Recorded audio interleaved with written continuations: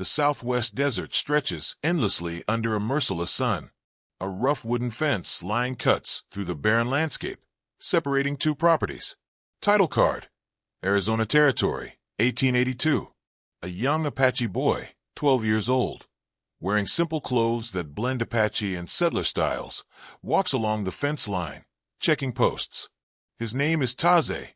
In the distance, an old settler, 60s, Jeremiah Carson, approaches on horseback. His face is weathered, his eyes hard. Shouting, "Boy, get off my land." Calmly, in accented English, "This is my grandfather's land." The fence marks the boundary. Dismounting aggressively, "Your people don't own nothing anymore. This is all American land now." Jeremiah grabs Tahzay by the collar. Jeremiah throws Tahzay to the ground.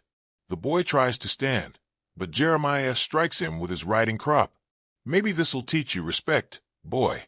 He beats the boy repeatedly. Tahzay doesn't cry out, but his eyes burn with pain and rage. In the distance, on a small hill, Tahzay's grandfather, 70s, Nantage, watches helplessly, too old and frail to intervene. Jeremiah finally stops, spits near the boy, and rides off. Over his shoulder, "Tell your grandfather to move that fence back, or next time it'll be worse." Tahzay slowly rises, bloodied and bruised. He looks toward his grandfather, then in the direction Jeremiah rode. His jaw sets with determination. A modest dwelling, half wickiup, half adobe. Nantage tends to Tahzay's wounds with traditional medicine. "The old ways are dying, grandson. We must endure these insults now. In Apache, you taught me that a warrior does not accept dishonor, that we protect our family. The cavalry would come. They would punish our people." Touching his wounds, "Not if we use the old laws. He violated our land. He struck your blood. This is justice, not war." Nantage looks at his grandson with both pride and concern. "You know what you must do." Tahzay nods slowly. Moonlight illuminates a secret canyon deep in Apache territory. Tahzay sits before a small fire. Around him, shadows move. Slowly, warriors emerge from the darkness. Young and old, they are the remnants of several Apache bands: Chiricahua, Mescalero, White Mountain. A scarred warrior, Victorio's son, 30s, steps forward. In Apache, the grandson of Nantage calls for justice. We have heard his story. More warriors continue to arrive, materializing from the darkness. Standing, in Apache, "I do not ask you to fight the cavalry. I do not ask for war.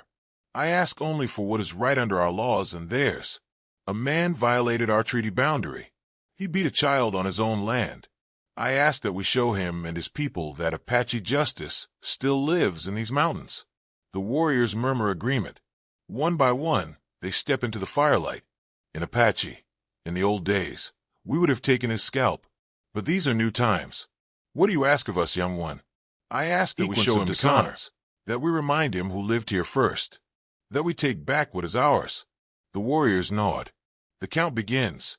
10 warriors, 20, 30, 40, until 56 Apache warriors stand around the fire. Jeremiah Carson steps out of his ranch house with coffee, expecting another peaceful morning. He freezes.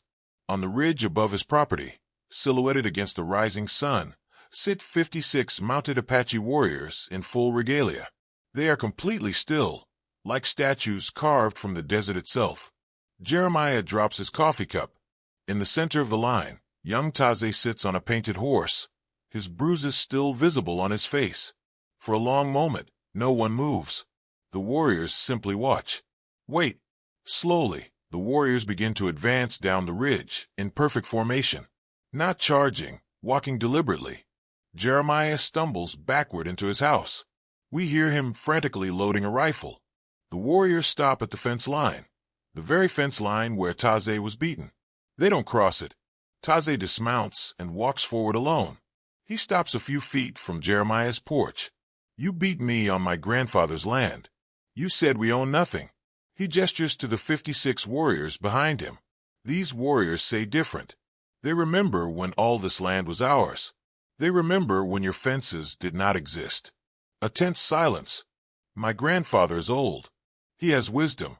He says we must live in peace. But he also taught me that respect goes two ways. Tahzay pulls up a fence post and drops it on the ground. This fence is on our land. It will be moved. You will not touch me or my grandfather again. You will honor the treaty boundary. Jeremiah stands in his doorway, rifle in hand but not raised.